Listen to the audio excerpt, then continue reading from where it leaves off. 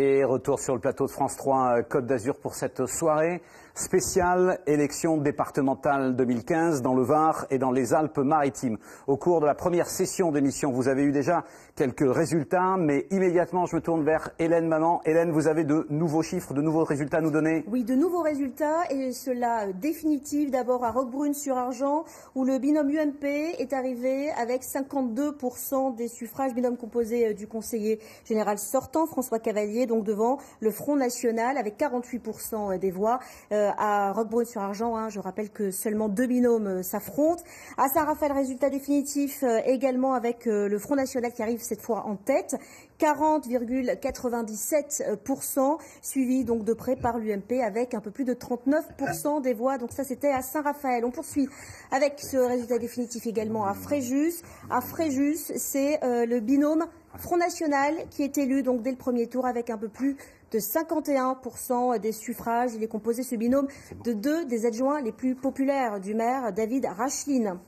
Autre résultat définitif, toujours dans le Var et cette fois au Luc, c'est le binôme Front National, là aussi, qui arrive en tête en ballottage avec le binôme UMP composé du maire de Colobrières et de la conseillère municipale d'opposition au Luc. Voilà, je rappelle qu'au Luc, le maire est également frontiste. Autre résultat, cette fois à Vidauban, en ballottage, le binôme Front National avec 41,24% des suffrages arrive en tête devant le ticket UMP, 38,87% des voix. Claude Pianetti qui compose ce binôme UMP et le conseiller général sortant et maire de Vidauban. Encore un résultat, toujours dans le Var, c'est à Olioul. Olioul où c'est le ticket d'hiver droite UMP qui arrive en tête en ballottage avec un peu plus de 47% des voix devant le binôme Front National, 35,7% des voix.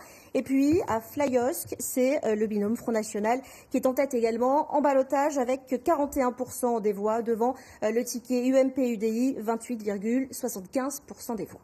Merci Hélène, et je rappelle que tous ces résultats sont sur notre site internet france3côte-d'azur.fr, site internet où vous pouvez vous rendre évidemment pour essayer de nous donner vos remarques ou vos questions aux invités politiques qui sont là. Donc france3côte-d'azur.fr, par email, Facebook, Twitter, mais également par téléphone. Vous êtes très nombreux à nous joindre ce soir, 04 92 91 72 92, 04 92 91 72 93. Les numéros devraient s'inscrire en bas de l'écran. Donc voilà, vous pouvez nous donner vos remarques et vos questions sur cette soirée électorale. Soirée électorale, Hélène le disait à l'instant, le binôme Front National élu dès le premier tour dans le canton de Fréjus. On va écouter immédiatement la réaction du maire de Fréjus, donc du maire Front National, David Racheline. On l'écoute immédiatement.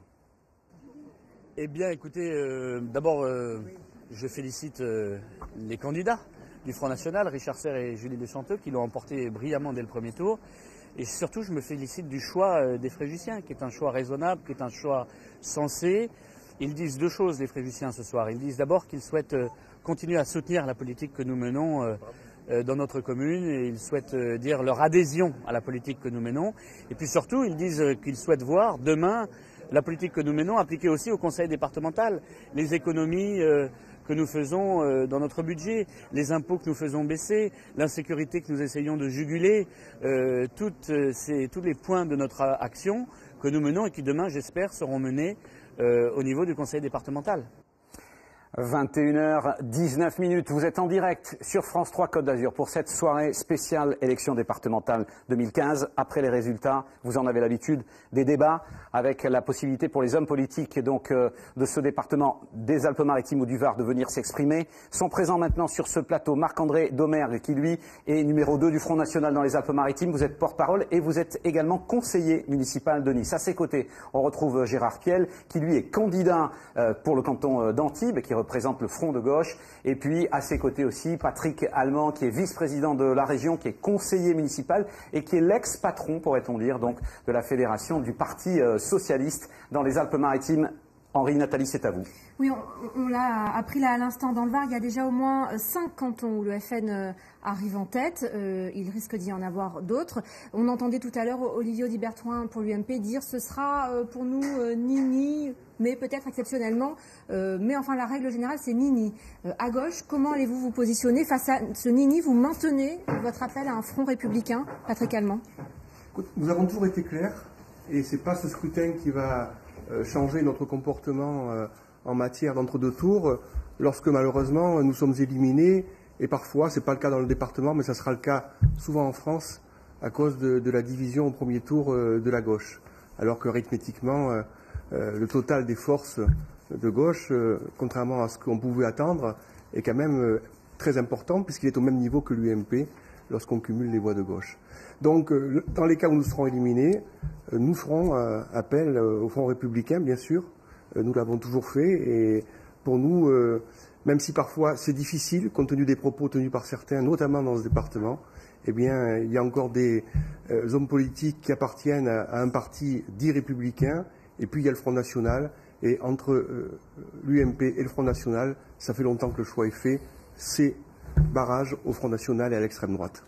Marc-André Doméa, quelle conclusion vous tirez de l'élection donc de Richard Serre, premier adjoint de David Rachlin à Fréjus?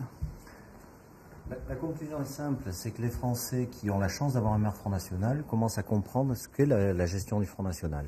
Et c'est vrai que ces mairies où on se bat pour la sécurité, première obligation régalienne de l'État, et où on arrive à réduire les dettes de chaque ville qu'on gère tout en baissant les impôts, c'est un triptyque qui, à mon sens, donne confiance au Front National et permet aux électeurs de s'engager d'autant plus pour ce parti qui a une gestion vertueuse de ses concitoyens. Gérard Piel, c'est vrai que pendant les municipales de 2014, on a beaucoup entendu sur le terrain les électeurs du Front National dire « Après tout, on n'a jamais essayé, alors on va tenter ». Là, ils ont tenté et ils confirment le vote. Quelle conclusion vous en tirez?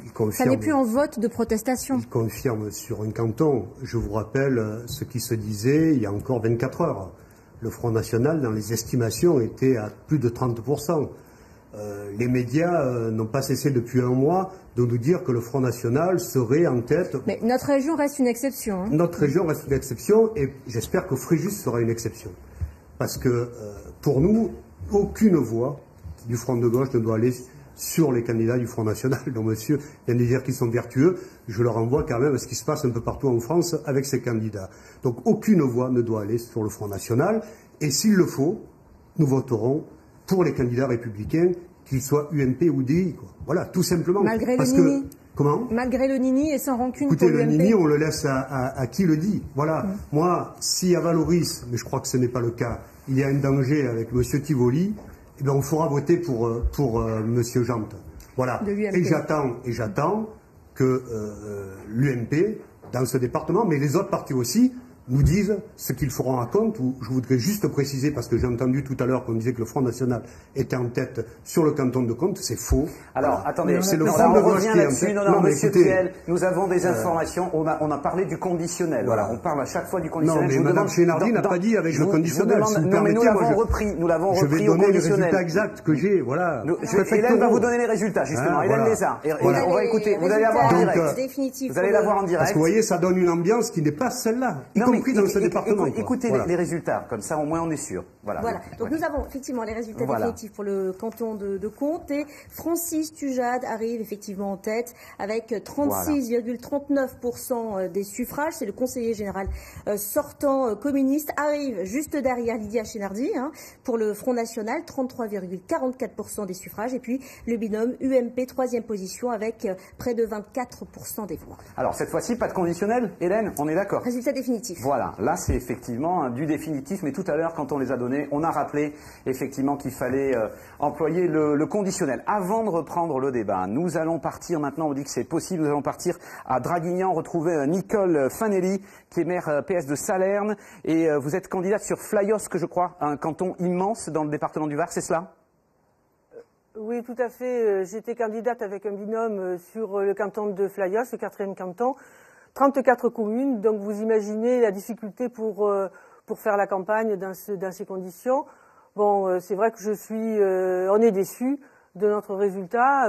La gauche est partie désunie et effectivement, on aurait pu obtenir certainement la 2e place si on était partis ensemble dans ces conditions.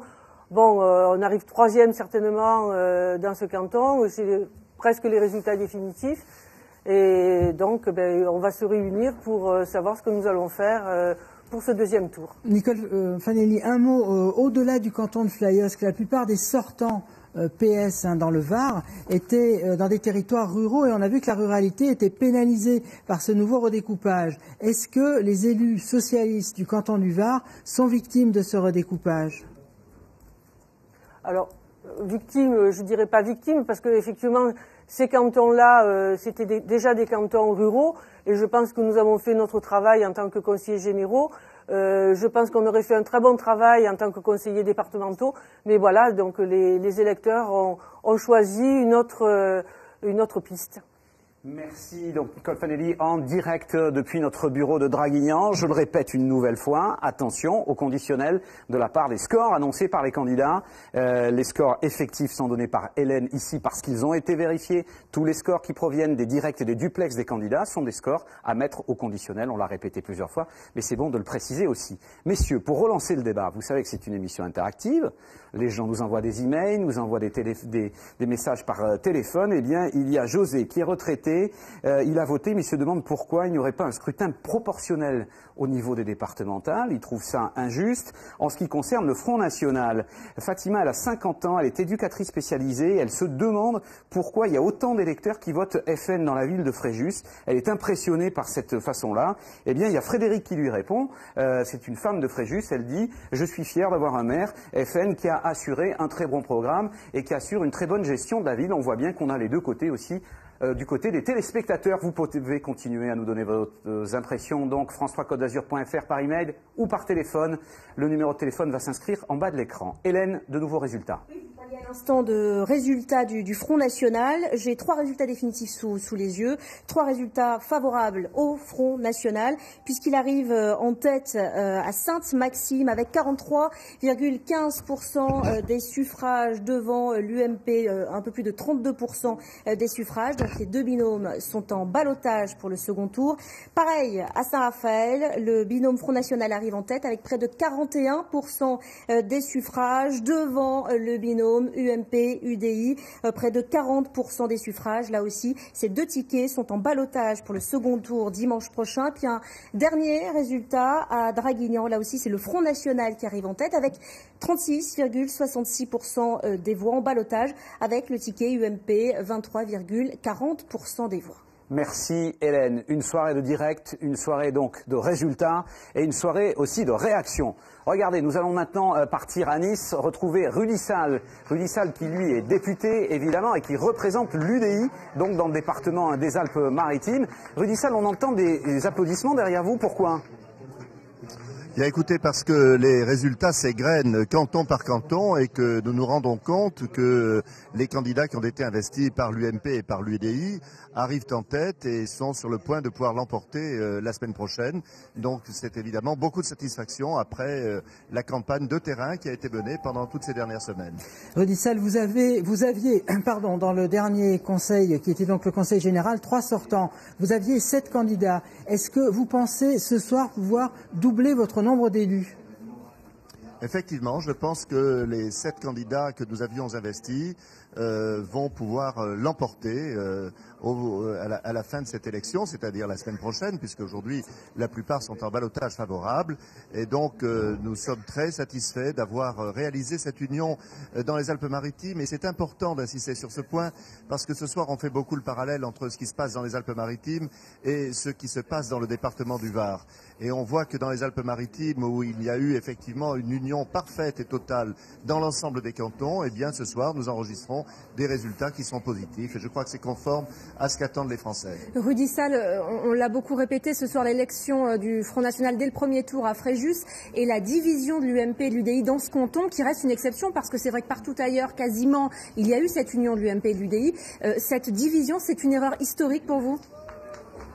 Bien sûr, c'est une erreur historique et elle n'est pas nouvelle. Elle remonte déjà aux élections municipales dernières dans la ville de Fréjus, car s'il y avait eu non seulement l'union, mais je crois aussi le renouvellement, parce que en réalité il y a des votes sanctions contre visiblement des candidats qui n'ont plus envie de voir. Eh bien, je crois qu'il faut savoir tirer les conséquences des échecs lorsqu'il y en a eu. Et donc, lorsqu'il faut renouveler la classe politique, eh bien, il faut avoir le courage de le faire. Et puis, il faut réaliser l'union, parce parce que les électrices et les électeurs ne peuvent pas accepter que nous puissions nous battre entre nous. Ça n'est pas possible.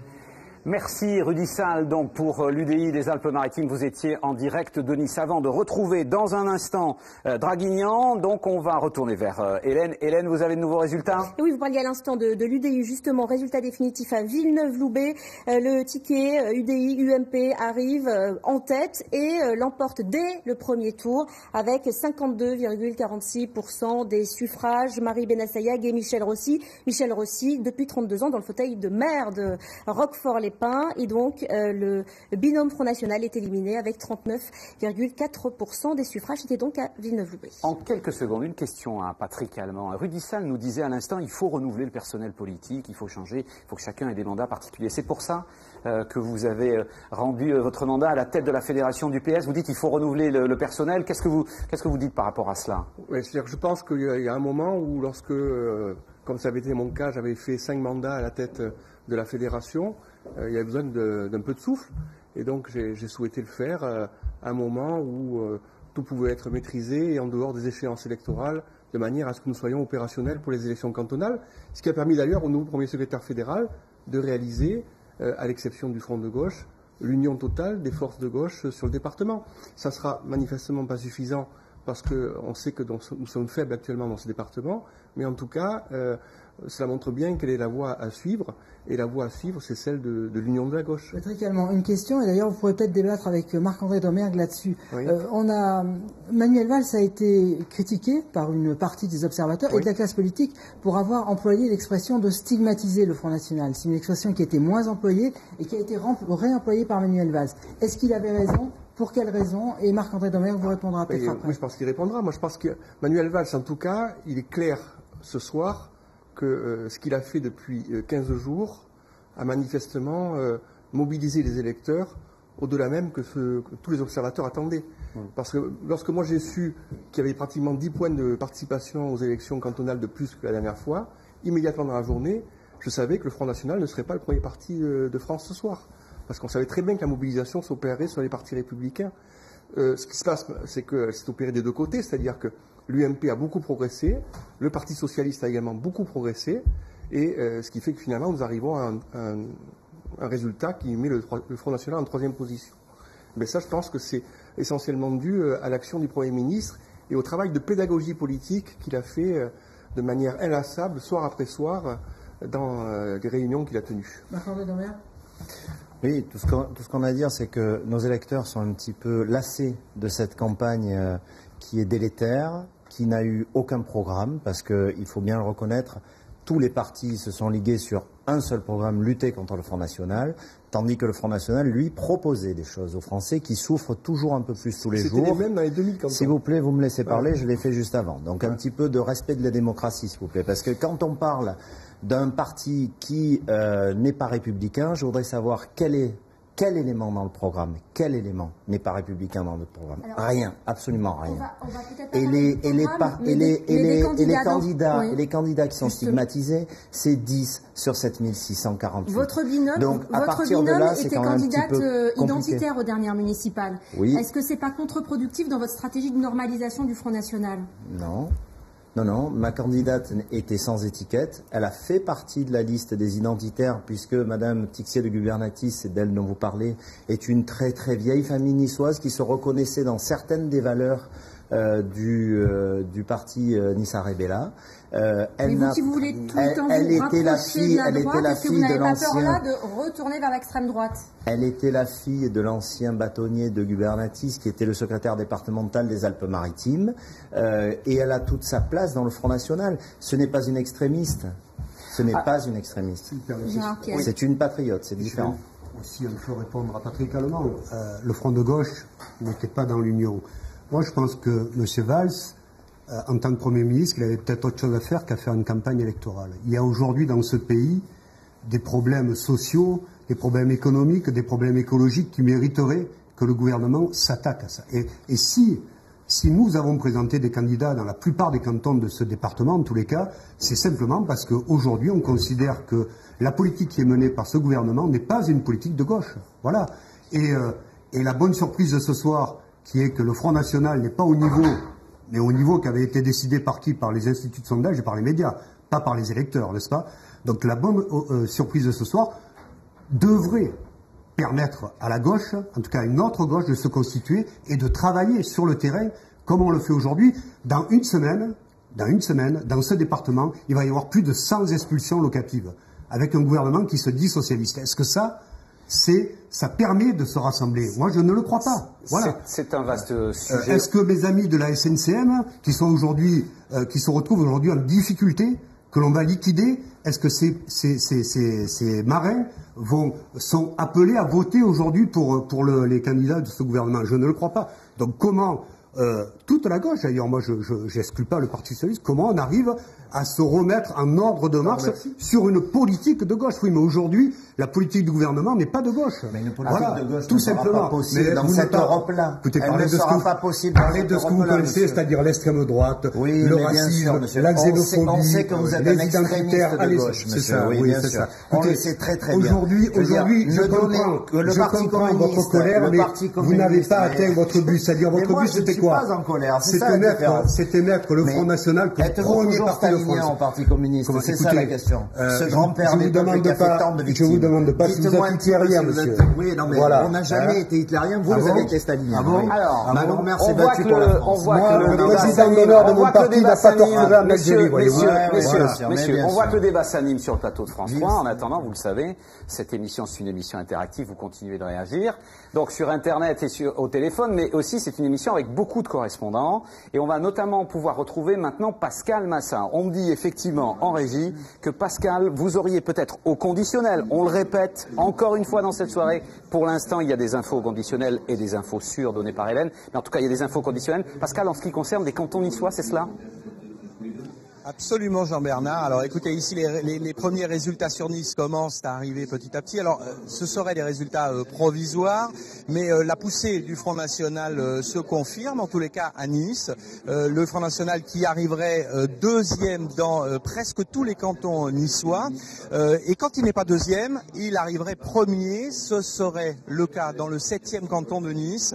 Il arriverait 6 points devant l'UMP dans ce canton. Le 4e canton est aussi un canton à enjeu, puisque là, il est au coude à coude avec l'UMP, aux alentours de 36% l'un et l'autre. Voilà, dès que j'ai de nouveaux résultats, bien sûr, je vous tiens informé immédiatement.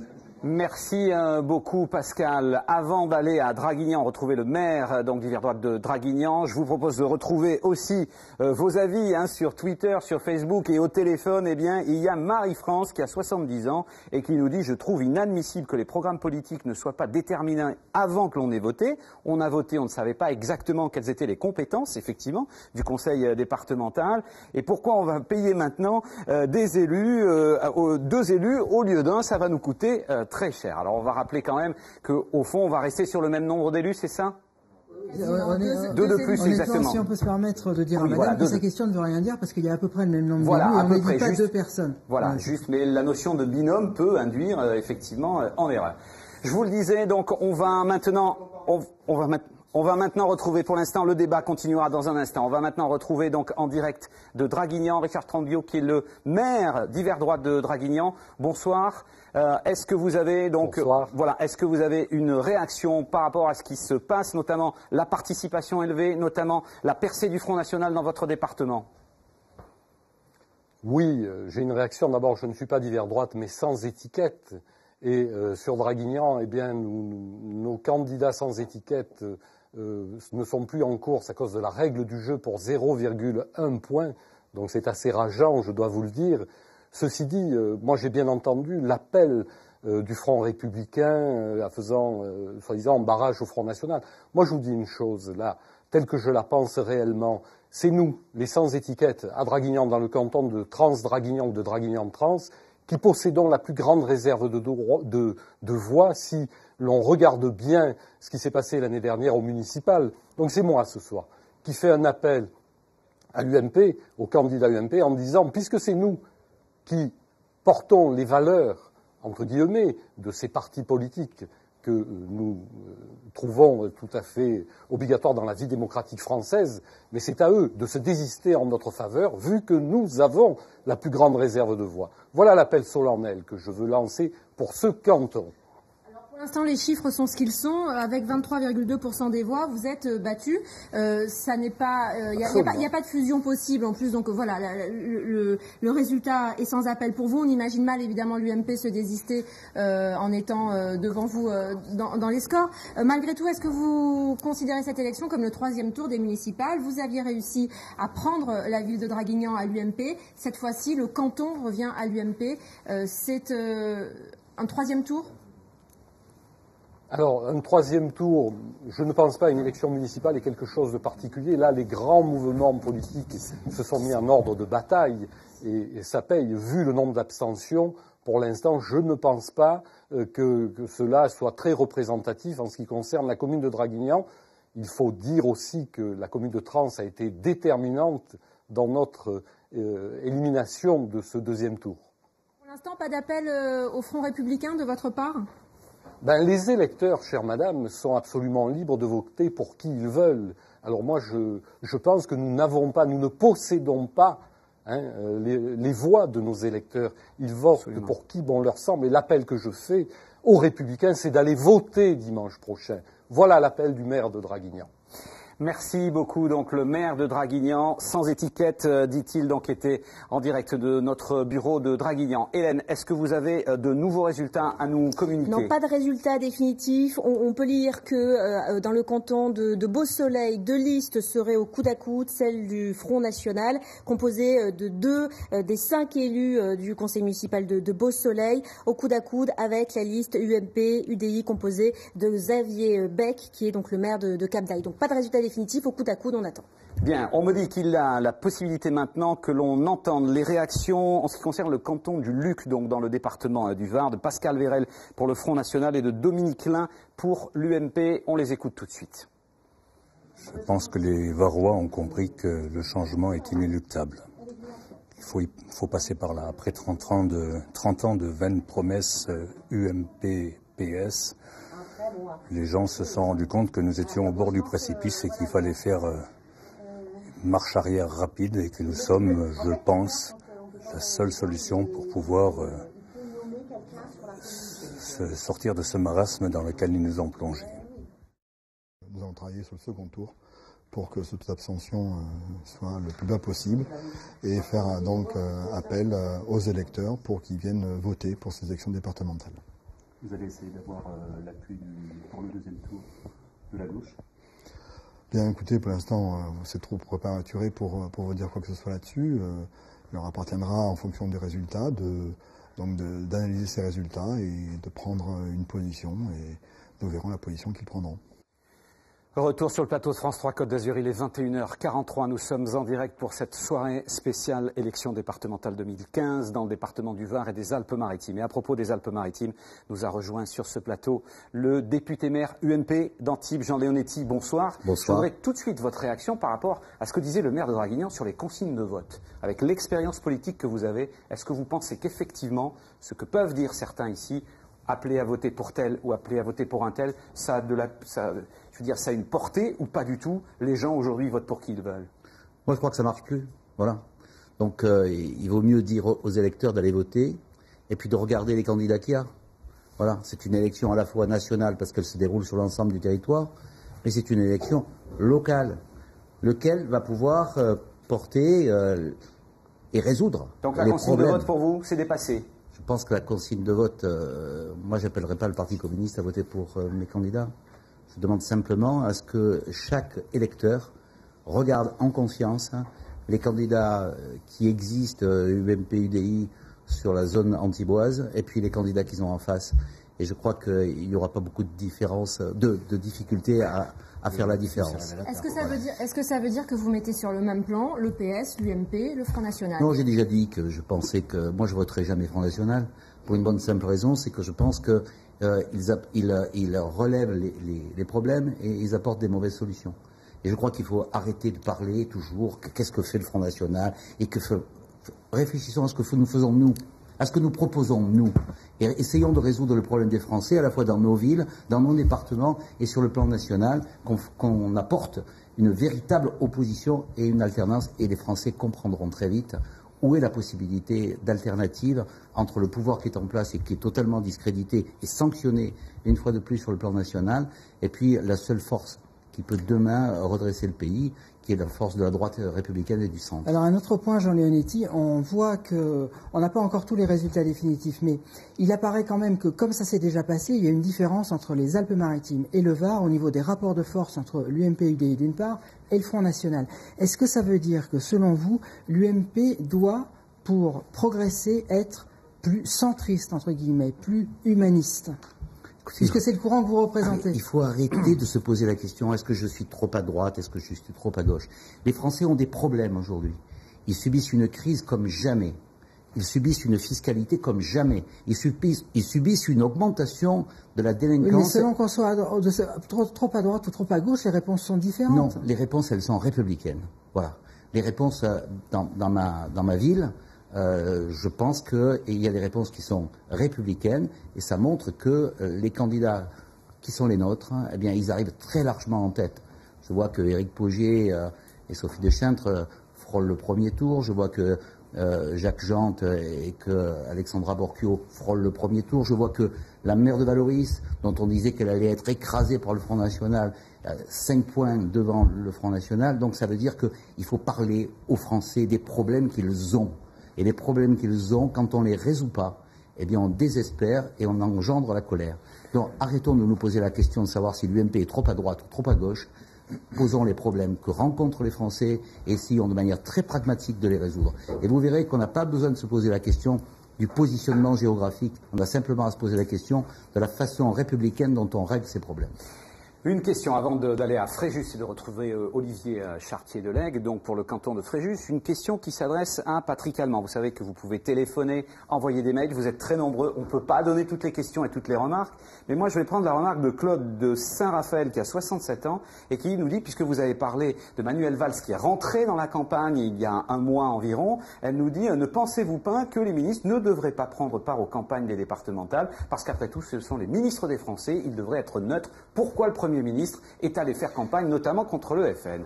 Mais parce que le Premier ministre est traditionnellement, dans la Ve République, patron de la majorité, et que tous les Premiers ministres se sont toujours engagés dans les élections, y compris les élections locales, parce que ce sont des élections qui permettent en même temps de donner des indications sur la manière dont pas de neutralité alors les Français, non.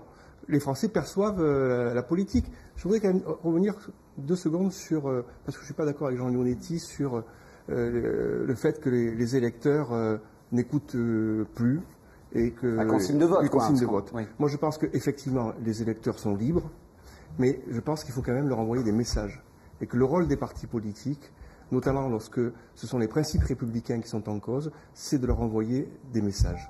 Et donc, le Parti socialiste envoie clairement un message. Je comprends très bien la gêne de Jean Leonetti, que je connais par ailleurs depuis longtemps, et je sais très bien que cette position du Nini est ennuyeuse pour beaucoup de responsables de l'UMP, mais nous sommes clairs.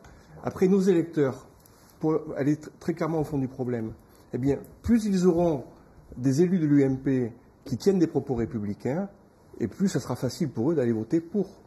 Mais en tout cas, nous devons faire passer un message, c'est notre responsabilité politique. On va reprendre le débat dans un instant. Pour l'instant, vous le savez, France3CôteDazur.fr, tous les résultats sont sur notre site internet. Vous pouvez, par Twitter, par Facebook, et également par email ou par téléphone, avec les coordonnées qui s'inscrivent en bas de l'écran, nous joindre pour cette soirée. Et à propos de ce que vous disiez à l'instant et de la consigne des partis, eh bien, on a Serge qui est à Cannes et qui nous dit, finalement, moi je n'ai pas du tout voté pour un parti, j'ai voté pour un homme, j'ai voté pour des candidats parce que je les connaissais, peu importe le parti, j'aurais voté pour les mêmes personnes s'ils avaient été dans un parti différent. Et ça, c'est un témoignage important. On me dit en régie maintenant qu'on a la possibilité donc d'aller retrouver à Fréjus Olivier Chartier-Delegue. Olivier, donc c'est sûr, c'est confirmé, le binôme Front National élu au premier tour, il n'y a plus de doute.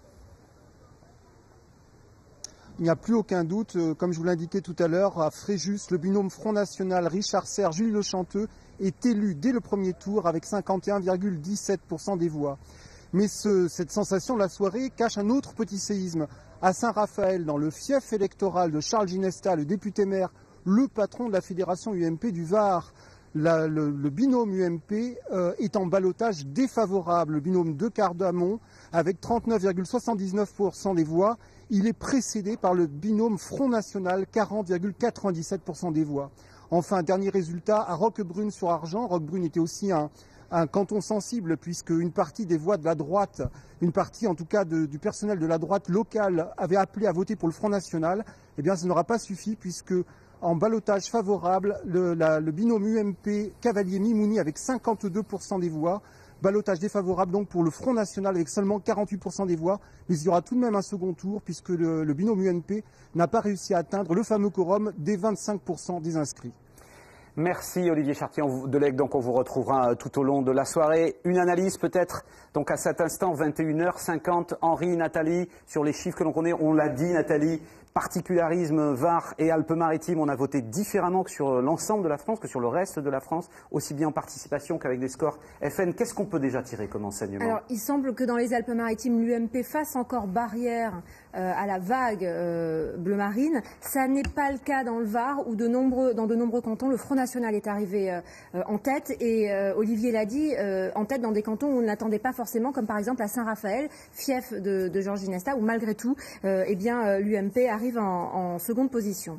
Voilà, Georges Ginesta, effectivement, également président de la fédération UMP du Var, c'est très important. Donc il est en ballottage, enfin pas lui, mais les candidats qui représentent l'UMP sont en ballottage défavorable à Saint-Raphaël. C'est un peu comme si dans les Alpes-Maritimes, Christian Estrosi, président de la fédération des Alpes-Maritimes, était mis en ballottage défavorable par des candidats Front National. Marc-André Domer. Oui, ce qui prouve bien ce que je disais tout à l'heure, c'est-à-dire que ce n'est pas l'UMP qui est le barrage au Front National. Et là, je m'inscris en faux avec ce que vous dites.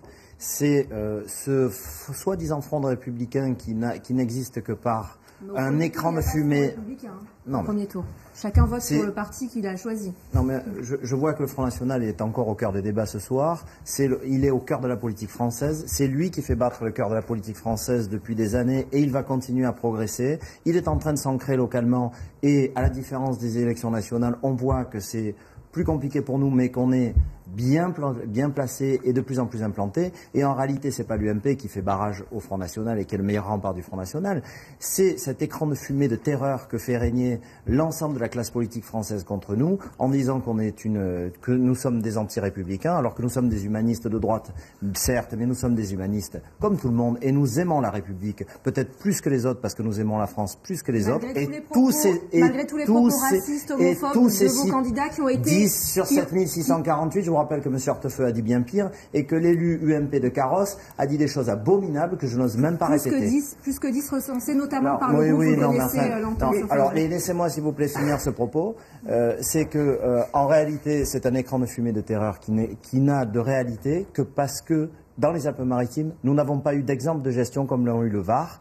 Et heureusement pour les électeurs qu'ils ont pu se rendre compte en direct de ce que c'était la bonne gestion du Front National et on le voit dans les autres départements comme à Béziers où les gens sont à plus de 70% satisfaits de leur maire. Merci Monsieur Domergue. Merci Monsieur Domergue. Je précise effectivement ce que vous dites, c'est-à-dire que sur Internet, sur les emails et au téléphone, tout porte autour du Front National. Il y a les pour, il y a les contre. Je pourrais citer des tas d'exemples de gens qui sont contents du vote FN, au contraire de gens qui sont très très mécontents. En tout cas, ce que je peux vous dire, c'est que dès à présent, on peut aller aussi à notre bureau de Draguignan, donc pour retrouver maintenant Jean-Laurent Félizia. Jean-Laurent Félizia, vous êtes secrétaire départemental d'Europe Écologie Les Verts. On a peu parlé jusqu'à présent d'Europe Écologie Les Verts. Qu'en est-il exactement? Parce que vous étiez candidat. Qu'en est-il sur votre canton? Alors oui, j'interviens plus en qualité de candidat sur le canton de Vidauban, où je me présentais en alliance avec le Parti Socialiste et Valérie Laurent, puisque c'est de ce canton-là qu'il s'agit ce soir, étant donné que je suis à l'antenne de Draguignan. Nous avons malheureusement été sèchement battus. Nous sommes arrivés 3e de ce scrutin. Le scrutin qui a donné un résultat très décevant, puisque le Front National arrive en tête avec près de 41% des voix. Et sans ambiguïté, sans équivoque, j'ai tout à l'heure fait une déclaration disant qu'il fallait faire barrage au Front National. Est-ce que vous regrettez dans le Var précisément les résultats dans les cantons où il n'y a pas eu d'alliance entre les écologistes et le Parti socialiste? Dans les Alpes-Maritimes, il y a eu un accord départemental. Dans le Var, il y a eu des cantons où la division s'est exprimée. Ce soir, vous le regrettez? Non, je n'ai rien à regretter, d'abord parce que je n'ai pas les qualités requises pour affirmer oui ou non s'il y avait un intérêt ou pas de s'associer de manière automatique au Parti socialiste ou au Front de gauche. En tous les cas, vous savez qu'à Europe Écologie Les Verts, c'est le principe de subsidiarité qui prime, c'est-à-dire qu'à chaque contexte prévaut ou non telle ou telle alliance, et je ne remets en cause aucune des alliances qui a pu être faite avec le Front de gauche ou les socialistes pour mes camarades candidats écologistes. Merci donc en direct de Draguignan pour Europe Écologie Les Verts. Il nous reste 5 minutes avant de retrouver Francis Letellier et Carole Gessler à Paris. Je me tourne maintenant vers Anne Lehars. Anne, je disais à l'instant que tous les mails que je reçois, ou en tout cas les appels téléphoniques, il y a une cristallisation autour des pros et des contre Front National. Est-ce que c'est pareil? Vous avez fait une revue de presse un petit peu du web ou de Facebook, etc. Est-ce que c'est la même chose? En effet, le FN est très présent, il faut le dire, notamment sur Twitter, où déjà là, à cette heure-ci, il y a beaucoup de remerciements, beaucoup de messages de félicitations. Ainsi, David Racheline qui félicite ses collègues du FN élus sur son canton, photo à l'appui. Une autre façon de remercier celle du maire de Cogolin qui lui a trouvé une formule choc. Il parle simplement d'essayer le FN. Il dit c'est l'adopter. L'essayer, c'est l'adopter. Un message très partagé sur les réseaux sociaux. Côté du Parti socialiste, dans le Var, on trouve la formule un peu moins enthousiaste et on parle de département déprimant. Éric Ciotti, lui, n'est pas déprimé, il parle plutôt d'espoir, celui porté par l'UMP ce soir. Dans le même registre, disons, Christian Estrosi, lui, aime rappeler que c'était un désaveu pour le Parti socialiste. Et puis à noter aussi la réflexion de Philippe Vardon pour les identitaires niçois. Lui, il note un point sémantique de cette soirée. Il dit on ne parle plus de bloc de gauche et de droite. On ne parle plus de parti, mais de bloc de gauche et de droite. Et il conclut par un hashtag arnaque. Merci. Le hashtag à suivre, c'est France 3 Côte d'Azur. Merci, effectivement, vous êtes très nombreux à nous suivre, très nombreux à nous téléphoner. N'oubliez pas 04 92 91 72 92 72 93. Allez sur France 3 Côte d'Azur. D'abord, vous avez tous les résultats sur notre site, ça c'est très important. Et évidemment, vous pouvez nous envoyer des emails par Facebook ou par Twitter. Il nous reste 2 minutes. On me dit qu'il est possible maintenant de partir au siège du Conseil général des Alpes-Maritimes et de retrouver Charles-Ange Ginesi, qui est député UMP sortant, mais également qui est conseiller général sortant. Est-ce que vous avez des informations? Vous êtes candidat dans le canton de Vence, c'est cela, avec Madame Satonnet?